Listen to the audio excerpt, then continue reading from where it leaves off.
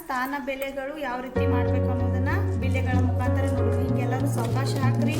ಹಿಂಗೆ ಸೆಪ್ರೇಟ್ ಮಾಡ್ಕೋರಿ. ಒಂದೊಂದು ಸ್ಥಾನದಾಗೂ ಒಂದೊಂದು ಸೆಪ್ರೇಟ್ ಮಾಡ್ಕೊಂಡ್ರಿ. ಇಲ್ಲಿ ನೋಡ್ರಿ, ಇದು ಯಾವ ಸ್ಥಾನ? ಇದು 10. ಇದು ಯಾವ್ದ್ರಿ? 100. ಇದು 1000. ಹಂಗಾದ್ರೆ ಈ ಬಿಲ್ಲೆಗಳು ಎಷ್ಟದಾವಲ್ಲ ಅವ್ ಸಂಖ್ಯೆ ಅಂತ ಹೇಳಿ ನಾವು ತಿಳ್ಕೊಬೇಕು. ಇವಾಗ ನೋಡ್ರಿ, ಇದು 1000 ಸ್ಥಾನ. 1000 ಸ್ಥಾನದಲ್ಲಿ ಎಷ್ಟು ಬಿಲ್ಲೆಗಳದಾವು? 2. 100 ಸ್ಥಾನದಲ್ಲಿ ಎಷ್ಟು ಅದಾವ್ರಿ? 2. 10 ಸ್ಥಾನದಲ್ಲೂ ಸಹ 2. ಇಲ್ಲಿ ಬಿಡಿ ಸ್ಥಾನದಲ್ಲಿ 3. ಹಾಗಾಗಿ ಇಲ್ಲಿ ನಾವು ಓದ್ಬೇಕಾದ್ರ 2 ಬಿಲ್ಲೆಗಳು 2123 ಈ ರೀತಿ ಓದ್ಬೇಕು. ಹೌದಾ? ಹೇಳ್ರಿ. 2223. ಓಕೆ, ಇಲ್ಲಿ ಇವ್ರು ನೋಡೋಣ. ಇಲ್ಲಿ ನೋಡ್ರಿ, ಇವರಲ್ಲಿ 1000 ಸ್ಥಾನದಲ್ಲಿ ಎಷ್ಟು ಬಿಲ್ಲೆಗಳದಾವು? 3. 100 ಸ್ಥಾನದಲ್ಲಿ 3, 10 ಸ್ಥಾನದಲ್ಲಿ 3, ಬಿಡಿ ಸ್ಥಾನದಲ್ಲಿ 3. ಇದನ್ನ ಓದ್ ಹೇಳ್ರಿ.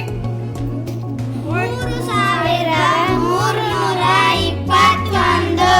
ಓಕೆ, ಹಂಗಾದ್ರ ಇಲ್ಲಿ ಹೇಳ್ಬೇಕಾದ್ರ ಸ್ಥಾನ, ಇವುಗಳ ಸ್ಥಾನ, ಈ 2 ಬಿಲ್ಲೆಗಳ ಸ್ಥಾನ ಎಷ್ಟು? 1000. ಈ 2 ಬಿಲ್ಲೆಗಳ ಸ್ಥಾನ 100. ಈ 2 ಬಿಲ್ಲೆಗಳ ಸ್ಥಾನ 10. ಈ 2 ಬಿಲ್ಲೆಗಳ ಸ್ಥಾನ ಬಿಡಿ 10, 100, 1000. ಓಕೆ, ಈಗ ಇವ್ನು ಓದ್ಬೇಕಾದ್ರ ಸ್ಥಾನ ಬೆಲೆ, ಇದ್ರ ಸ್ಥಾನ ಬೆಲೆ ಎಷ್ಟ್ರಿ? 2000. ಎಷ್ಟು? 2000. ಇದ್ರ ಸ್ಥಾನ ಬೆಲೆ 2000. ಇದ್ರ ಬೆಲೆ, ಸ್ಥಾನ ಬೆಲೆ 20. ಇದ್ರ ಸ್ಥಾನ ಬೆಲೆ 100. ಓಕೆ, ಇವು ಸ್ಥಾನ ಬೆಲೆಗಳನ್ನ ಈ ರೀತಿ ಕಂಡುಹಿಡಿಬೇಕು. ಹಂಗಾದ್ರ ಒಂದು ಟೆಸ್ಟ್ ಮಾಡೋಣ. ಇಲ್ಲಿ ನೀವು ಹಾಕ್ರಿ, ಸಾವಕಾಶ ಹಾಕಿ ಎಷ್ಟು ಬರ್ತೈತಿ ನೋಡ್ರಿ. ಹಾಕ್ರಿ. ಸೆಪ್ರೇಟ್ ಮಾಡ್ಕೊರಿ.